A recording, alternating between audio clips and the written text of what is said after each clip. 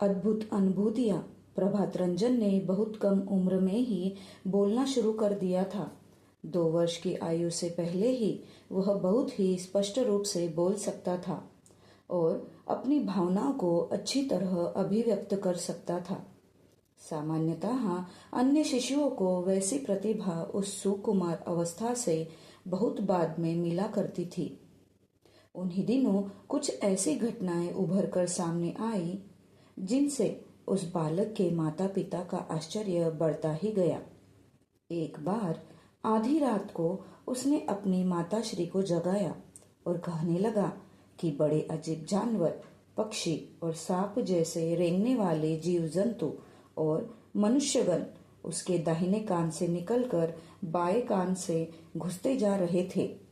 माँ आभा रानी ने सोचा कि उनके पुत्र ने उन विचित्र जीव जंतुओं की तस्वीरें जरूर कहीं ना कहीं देखी होगी, किंतु वैसी तस्वीरें घर में कहीं नहीं थी और इसीलिए यह सोचकर उन्हें आश्चर्य हुआ कि उन तस्वीरों को बालक ने कहाँ देखा होगा।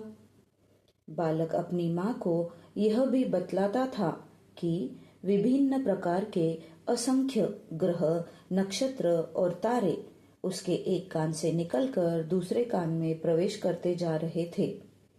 बालक बड़ी बारीकी से जिन पेड़ पौधों, पशु पक्षियों और खगोलीय पिंडों का विस्तार पूर्वक वर्णन करता था, उसके माता पिताजी को उनकी थोड़ी सी भी जानकारी नहीं थी।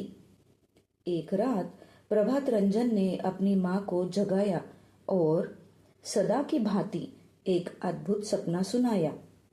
माँ, मैंने सपना देखा है कि मैं अंतरिक्ष में तैर रहा हूँ। एक जहाज भी आसमान में उड़ रहा है, बड़ी तेज रफ्तार से मेरी ओर आ रहा है। उसमें सवार सभी सन्यासी केसरिया रंग के वस्त्र पहने हुए हैं। 4 वर्ष की उम्र में एक बार उसने अपनी माँ को आधी रात के समय जगाया और कहने लगा कि वह चकाचौंध करने वाली किंतु शांतिदायक रोशनी से घिरा हुआ था। अनिर्वचनीय आनंद की मनस्थिति में डूबा हुआ था और फिर दिव्य आनंद की उस अवस्था में वह अपने अस्तित्व का एहसास भी खो बैठा था। अपने छोटे से बच्चे की अनोखी बातों को सुनकर माँ बाप समझ नहीं पाते थे कि वे क्या करें। बालक की शब्दावली और स्पष्ट उच्चारण को छोड़ दिया जाए तो भी उन्हें यह सोचकर आश्चर्य होता था कि ऐसे विचार उसके मन में कहाँ से आते थे। शुरू में उन्हें लगा कि बालक किसी जन्मजात विकार का शिकार हो गया था। बालक पूरी तरह से सामान्य था। ऐसा आश्वासन पाने के लिए उन्होंने कई डॉक्टरों से संपर्क भी किया। फिर यह भी सोचा कि शायद किसी ने उनके पुत्र पर कोई जादू कर दिया हो। पुत्र को इस तरह के संभावित दुष्प्रभावों से मुक्त करने के लिए उन्होंने कई तांत्रिकों और साधु संतों से भी संपर्क किया, लेकिन कोई लाभ नहीं हुआ। माँ बाप के सभी प्रयास असफल रहे। प्रभात रंजन के सपनों का सिलसिला न केवल चलता रहा, वरन वे सपने उसे बार बार आने लगे। धीरे धीरे बालक के माता पिता स्वप्न से संबंधित उसकी बातों को सुनने के आदी हो गए। चिंतित होना ही छोड़ दिया। पिता को विश्वास था कि वह अस्थायी अवस्था थी। बालक बड़ा होगा तो उस तरह की घटनाओं से मुक्त हो जाएगा। माँ के मनोभाव अलग थे। अपनी सहेलियों और परिवार के दूसरे सदस्यों से वे बड़े गर्व से अपने पुत्र की असाधारण क्षमता और रचनात्मक प्रतिभा का वर्णन किया करती थी। उन अजीबोगरीब घटनाओं का सुराग किसी को नहीं मिल सका।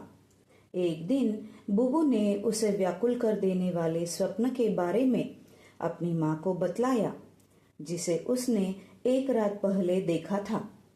उसने देखा कि एक गांव भयानक आग की लपटों से घिरा हुआ था और गेरुआ वस्त्रधारी कई सन्यासी आग की लपटों से बचने के लिए यहाँ से वहां भाग रहे थे।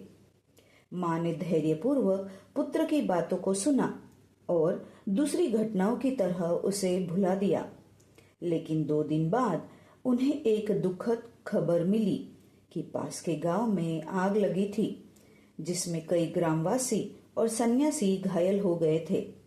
समाचार सुनकर आभा रानी को आभास हुआ कि उनके बेटे के अनोखे स्वप्न मन घड़त कहानियां नहीं थी, वरन उनके बेटे में भविष्य को जानने की योग्यता थी। जैसे जैसे समय बीतता गया, प्रभात रंजन अपनी असाधारण योग्यताओं का और भी अधिक प्रदर्शन करने लगा। उन अद्भुत घटनाओं ने माँ बाप को थोड़ा बहुत चिंतित कर दिया था। विशेषकर पिता कुछ अधिक परेशान रहने लगे। वे समझ गए थे कि उनका बुबू कोई साधारण बालक नहीं था। उन्हें डर था कि जन्म कुंडली का लेखा कहीं सच न हो जाए। वे इस बात से आश्वस्त थे कि प्रभात रंजन उनका इकलौता पुत्र नहीं था। प्रभात रंजन जब 1.5 वर्ष का हुआ तो उन्हें एक और पुत्र रत्न की प्राप्ति हुई। उसका नाम सुधांशु रंजन रखा गया। वे उसे स्नेहपूर्वक कनाई कहते थे। उसके बाद एक कन्या बिजली प्रभा और फिर 2 पुत्रों हिमांशु रंजन तथा मानस रंजन ने भी उस परिवार की शोभा बढ़ाई। उनके पड़ोस में एक भोजपुरी परिवार रहता था, जिसके लक्ष्मी नारायण सरकार के परिवार से बहुत निकट के संबंध थे। वे प्रभात रंजन को बहुत चाहते थे। प्रभात रंजन जब कुछ ही महीने की आयु का नन्हा शिशु था, तब भी वे लोग अक्सर उसे अपने घर ले जाया करते थे।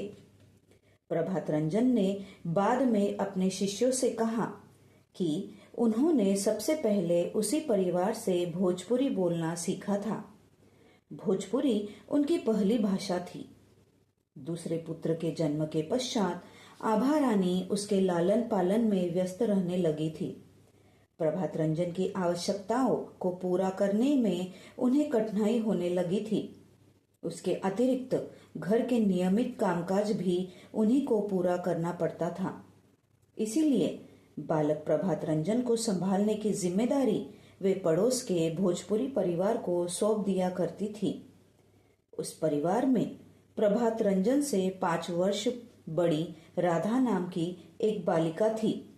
वह बुबू को बहुत चाहती थी और अपना अधिकांश समय बुबू के साथ व्यतीत करती थी।